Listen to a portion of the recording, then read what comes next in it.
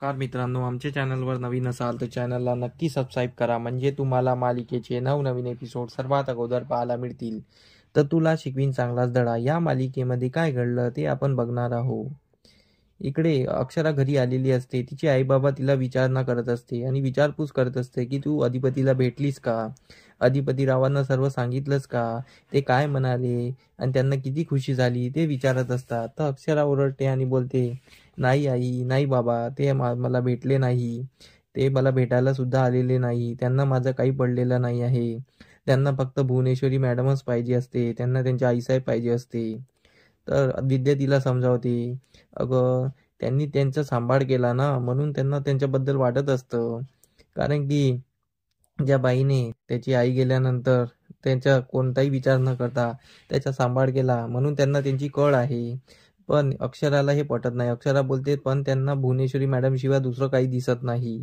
आपली एक बायको आहे याचाही त्यांना सुद्धा भान नाही आहे. ते काय जे मनात आलं ते बोलतात.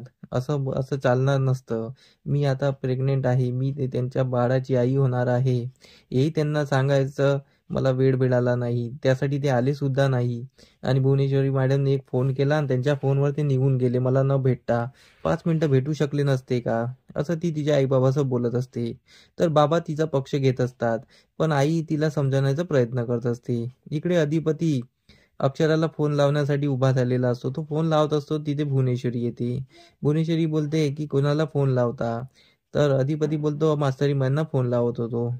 तर भुवनेश्वरी टमकं मारत असते की तुम्ही कशाला फोन लावता, तुम्ही घरचे पुरुष आहात आणि बायांनी नमतं घ्यावं असतं नेहमी.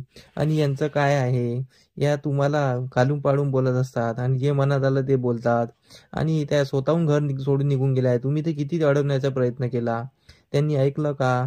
आणि तुम्ही जर स्वतःहून फोन केला तर त्यांना वाटेल की यांनाच माझी गरज आहे. तुम्ही असं करू नका.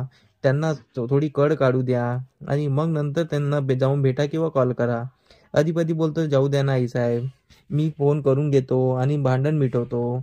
कारण की ताणलं तर अजून ताणत आहे, तर इतकं आपण ताणायला नको, असं तो बोलत असतो. अधिपतीला तिला कॉलच करायचा असतो.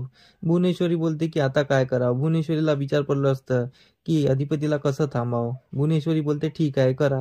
मग भुवनेश्वरी जायला निघते, परत बोलते, अधिपती पण आम्हाला त्यांचं पटलेलं नव्हतं. त्यांनी असं घर सोडून जायला नको होतं आणि त्यांनी छोट्याशा गोष्टीवर असा एवढा मोठा ढिंडोरा पिटला होता. तर अधिपती बोलतो, नाही आई साहेब, त्यांनी मला खूपदा कॉल करायचा प्रयत्न केला, पण माझा नंबर लागेना, म्हणून त्यांनी ओमक्याला कॉल केला आणि ओमक्यानी मग मला सांगितलं. तर पुणेश्वरी बोलते, तो ओमक्या का? तो ओमक्या दलबदलू आहे. तुमचा मित्र आहे म्हणून, नाही तर आतापर्यंत मी कधीच त्याला कामावरून काढून टाकलं असतं. जो जितकी टोपी तितके असं काम करतो तो. तुमच्या बायकोनी त्याला सांगितलं, तो तसा पोपटसारखा बोलत असतो.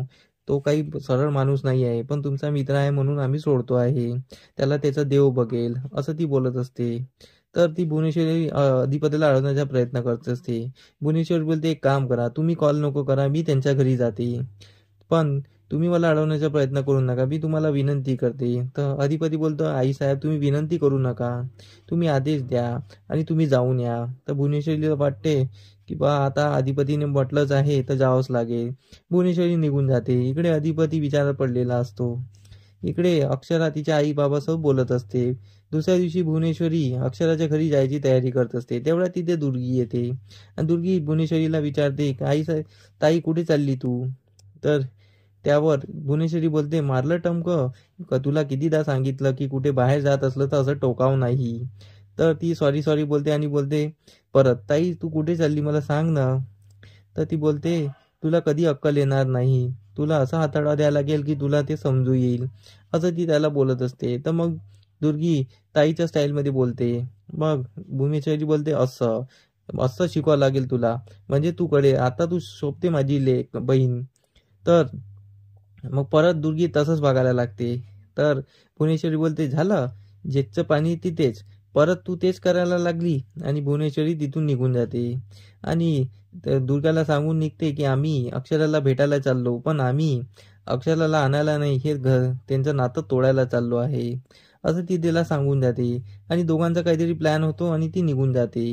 तर इकडे अक्षरा घरी अधिपतीबद्दल विचार करत असते तर अक्षराचे बाबा तिच्या साईडने असते. अक्षरा बोलते माझा निर्णय झालेला आहे, मी आता अधिपतीला कॉल करणार नाही आणि अधिपतीशी स्वतःहून बोलणार नाही. ते जेव्हा मला घरी घ्यायला येईल तेव्हाच मी त्यांच्याशी बोलणार आणि त्यांच्यासोबत जाणार. नाहीतर मी आता माझ्याकडून खूप प्रयत्न केले पण अधिपतींनी मला काही ऐकून घेतलेलं नाही आहे. म्हणून मी आता अधिपतीच्या समोर जाणार नाही.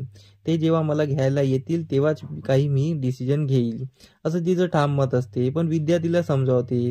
पण बाबा बोलतात बरोबर आहे, आता अधिपती रावांना येऊच दे आणि तेच काय ते सोक्षमोक्ष लावेल. आता समोरील भागात हे पाहणं रंजक ठरणार आहे की भुवनेश्वरी अक्षराच्या घरी येणार आहे आणि अक्षराच्या घरी आल्यानंतर भुवनेश्वरी कोणता खेळ खेळणार की अक्षरा तिला तोंडावर पाडणार. यासाठी आमचे एपिसोड बघत राहा. आम्ही तुम्हाला नवनवीन अपडेट देत राहू. आमचा व्हिडिओ कसा वाटला आम्हाला कमेंट करून नक्की सांगा. धन्यवाद. मंडळी, तुम्हाला आमचा व्हिडिओ कसा वाटला हे आम्हाला कमेंटद्वारे नक्की कळवा.